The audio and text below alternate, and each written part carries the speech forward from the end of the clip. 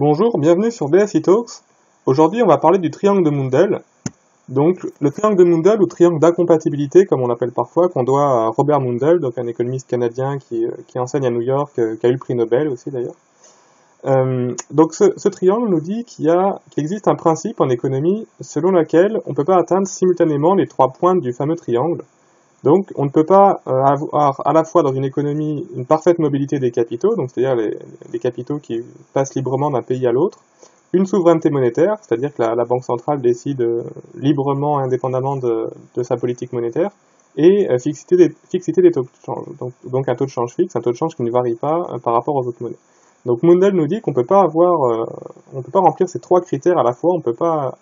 être à la fois sur les trois pointes du triangle, et on ne peut atteindre que deux pointes du triangle simultanément. Donc on va pas détailler tous les points, ce serait un peu long, mais si par exemple on prend la fixité des taux de change, donc mettons un pays qui veut avoir des taux de change fixes, par exemple si la zone euro voudrait avoir un euro fixe, mettons par rapport au dollar, donc un taux de change euro-dollar qui ne varie pas, ça voudrait dire que la zone euro devrait renoncer soit à la parfaite mobilité des capitaux, soit à la souveraineté monétaire, puisque, par exemple, si on veut fixer l'euro par rapport au dollar,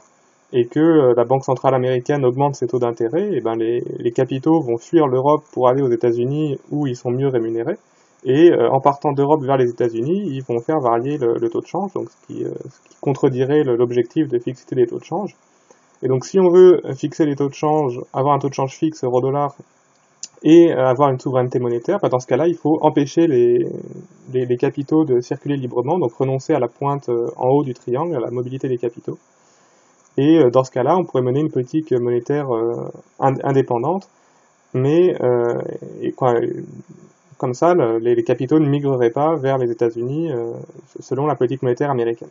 Donc ça implique, si on schématise, trois situations possibles. Donc soit on est en situation de change flottant, donc une situation dans laquelle on a une politique monétaire indépendante et les capitaux circulent librement, donc ça c'est le cas le plus fréquent actuellement dans le monde.